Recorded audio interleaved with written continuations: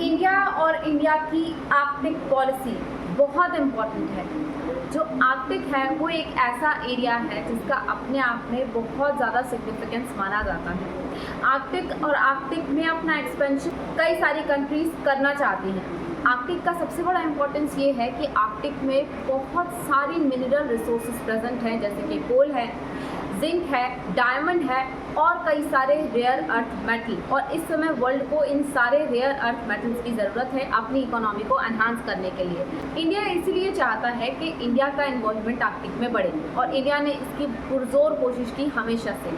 1920 से शुरुआत हुई इंडिया के आर्कटिक एक्सपेंशन की, जब सबसे पहली बार इंडिया ने स्वालबर्ड ट्रीटी साइन की और एक ऑर्गेनाइजेशन आर्कटिक के एक्सपेंशन को लीड करती है जिसका नाम है NCPOR, मतलब national commission for the polar and oceanic research. यह इंश्योर करती है कि इंडिया की आर्कटिक पॉलिसी, जो कि 2022 में ही इंडिया ने बनाई है, वो आगे बढ़े।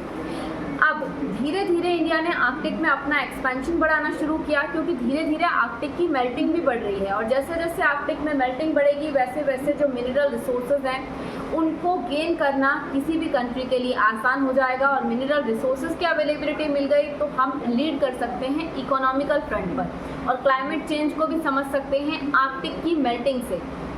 अब इसीलिए इंडिया ने 2007 में अपने फर्स्ट साइंटिफिक एक्सपेडिशन को लॉन्च किया आर्कटिक में। इसके बाद में इंडिया ने इन साइंटिफिक एक्सपेडिशंस को आगे बढ़ाया सो दैट हमारा जो नॉलेज है आर्कटिक में ग्लेशियोलॉजी को समझने के लिए, ओशनिक रिसर्च के लिए, इकोनॉमिकल कंडीशन को स्टडी करने के लिए, क्लाइमेट चेंज को स्टडी करने के लिए और आर्कटिक की एटमॉस्फेरिक कंडीशन को समझने के लिए वो सब बढ़ सके।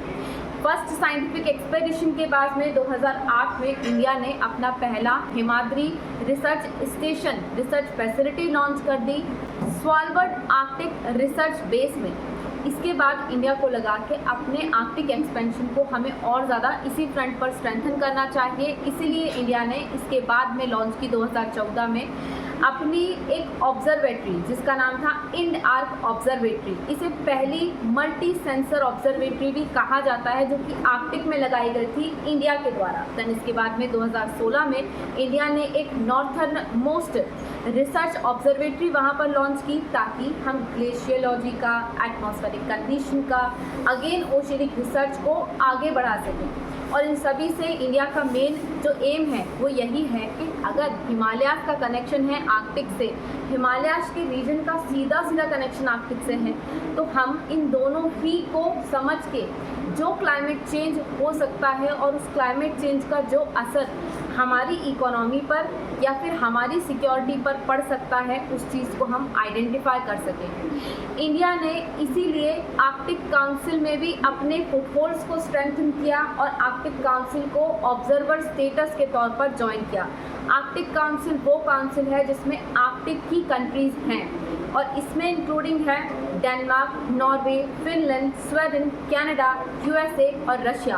और USA और रशिया की तो एक समझ लीजिए फाइट है एक दूसरे से कि आर्कटिक में कौन ज़्यादा स्ट्रेंथन करता है अपने आप को। इतना इंपॉर्टेंट रीजन है आर्कटिक और इंडिया के लिए बहुत बड़ी बात है कि इंडिया इसमें ऑब्जर्वर स्टेटस अभी होल्ड करता है। इवन आर्कटिक काउंसिल में इंडिया ने अपने एंगेजमेंट्स को बढ़ाने के लिए, अपने प्रेजेंस को स्ट्रॉन्ग करने के लिए उसमें जितने और लेवल के एंगेजमेंट्स होते हैं उन्हें भी बहुत तरीके से फॉलो किया, जैसे कि आर्कटिक समिट्स हो, मिनिस्ट्रियल लेवल टॉक्स हो या फिर आर्कटिक टास्क फोर्स बनी हो। इन सभी में इंडिया ने स्ट्रांगली पार्टिसिपेट किया ताकि इंडिया जो अपना फ्रंट है वो मजबूत कर सके आर्कटिक को लेकर। और धीरे धीरे जो आर्कटिक काउंसिल है वो भी इंडिया के इम्पोर्टेंस को समझ रही है आर्कटिक काउंसिल और आर्कटिक के लिए, और आर्कटिक कितना इंपॉर्टेंट है वर्ल्ड कंट्रीज़ के लिए ये भी समझ रही है। इसलिए इंडिया और आर्कटिक एक दूसरे के लिए बहुत ज़्यादा ज़रूरी है और 2022 में इंडिया ने आर्कटिक पॉलिसी लॉन्च की थी सो दैट सारे के सारे पहलू को इंडिया आइडेंटिफाई कर सके,